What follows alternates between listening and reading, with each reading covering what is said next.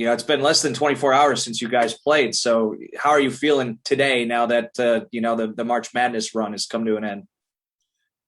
Yeah, it was a really fun ride. Last night after the game, obviously it's a bummer. It's really sad in the locker room with the guys. But we packed up from the hotel, hopped on the bus. It was a really fun bus ride just to spend it. It was about 4 hours with the guys, just talking, just reflecting on the year. And then last night and then this morning too, just waking up, talking to a couple of teammates, talking to some friends and family, just reflecting on the year, just really thankful for the opportunity we had this year and the ride that we went on. I know, I'm sure it's tough to put in perspective right now because, you guys obviously had a Sweet 16 berth staring you in the face heading into last night. But do you think you feel satisfied with the whole experience and what you guys were able to accomplish? Yeah, coming from a mid-major conference like the MAC, a lot of times people don't really expect you to win a game in the NCAA tournament, and a lot of teams didn't expect us to win the MAC tournament either. So we were an underdog in that, came in as the 5 seed and won 3 straight games. So that was really a good experience for us. And then getting to the tournament and winning a game, that was an amazing feeling, and that's something that I know I'm never going to forget, and I know a lot of the guys in the team are never going to forget. Obviously, you want to come out on top. You want to try to win the whole thing.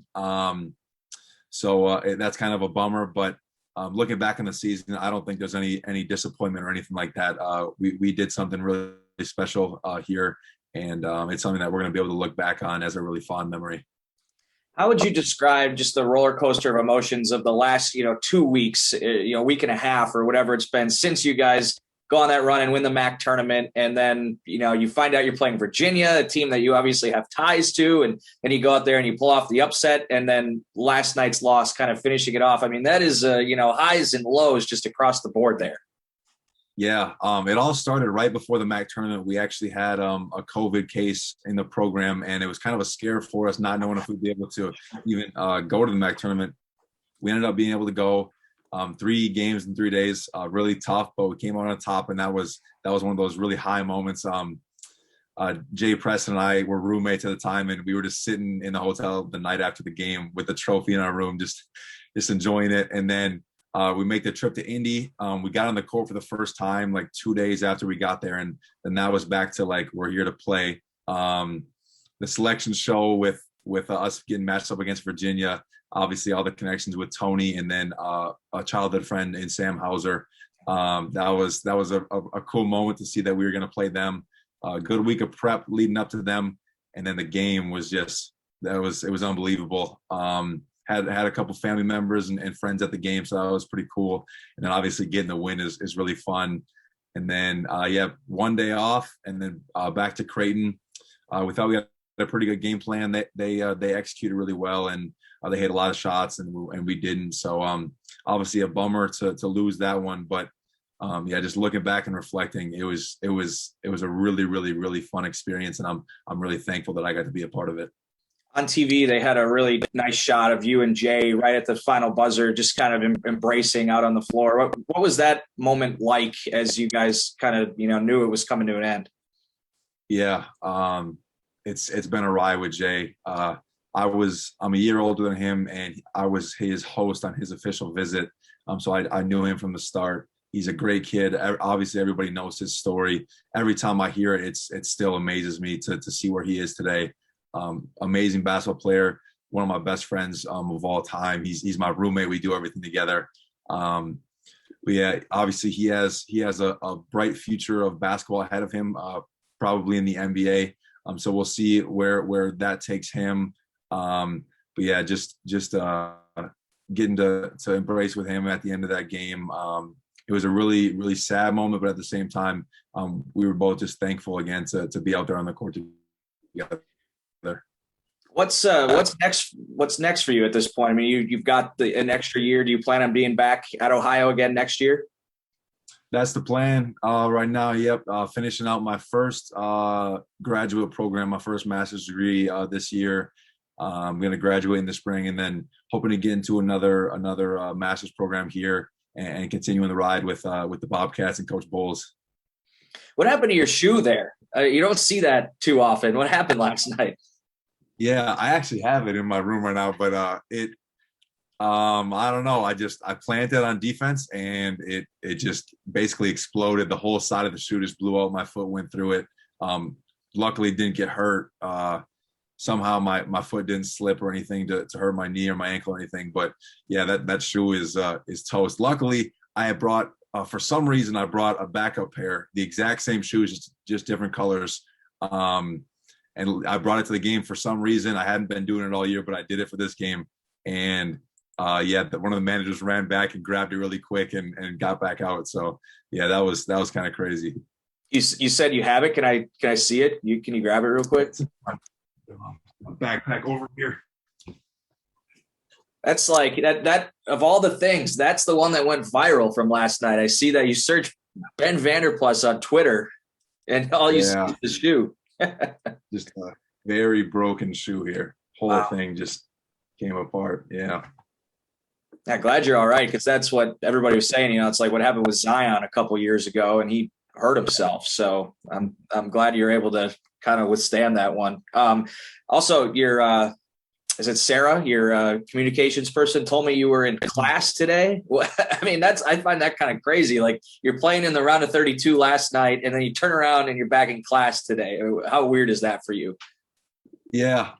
So with the program I'm in, a lot of my classmates are actually in class, but they have it set up so that people who either opted in to stay online or don't have the availability to be in class can still partake in class. So like the whole couple of weeks, I've been in class on my computer in between practices and workouts and stuff. And then yeah, today got home, had about 5 hours of sleep, and woke up and had class today. So yeah, it was good to be able to get back in there and yeah, it's kind of funny just getting back from the round of 32 and hopping back in class. But it's just being a student athlete. That's what it's all about. That's what I was going to say. That's living proof right there of the true student athlete thing. What was it like to share this experience with your dad?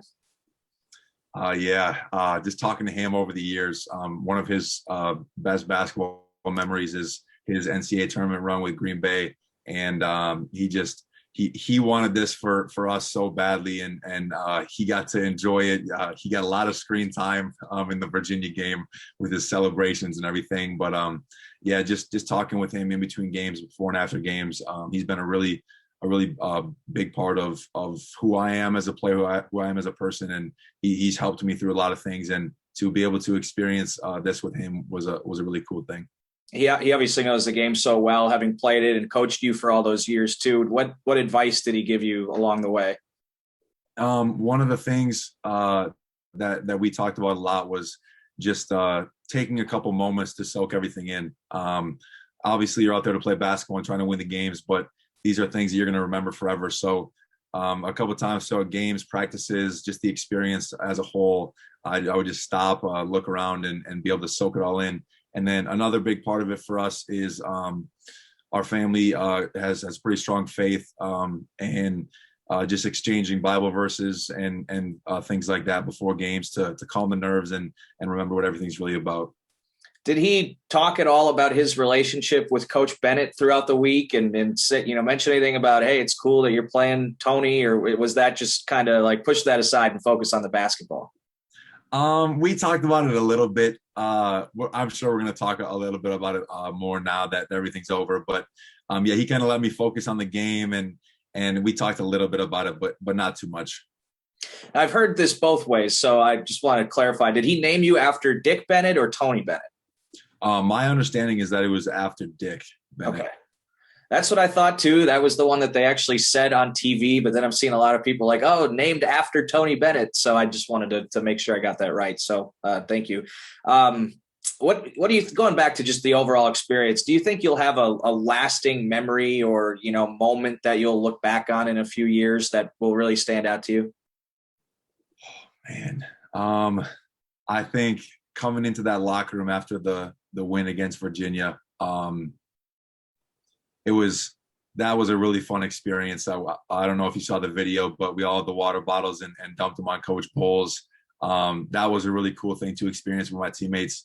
And then another thing that a lot of people might not see, but our bench during our games these past 5 games have been phenomenal. And before every game, when we're about to do the jump ball, they're all standing up, waving their towels around, and Jay and I, before every game, just kind of look at each other and then look at the bench. And those are a couple of things I'm going to hold on to for a while. Another thing I was wondering too is, you're obviously so close with your dad and your family, but with the COVID restrictions and everything like that, were you actually able to spend much time with them this weekend? I actually didn't get to see them in person at all over the past 2 weeks. I can see them in the stands, but no talking to them in person or anything like that. In the bubble, we were either in the building or we got to walk outside for 5 seconds, get on the bus and head out. And hopefully in these next couple of weeks, I'll be able to see them at some point. But it was a little bit tough, a little bit different not being able to see them in person after games and stuff like that.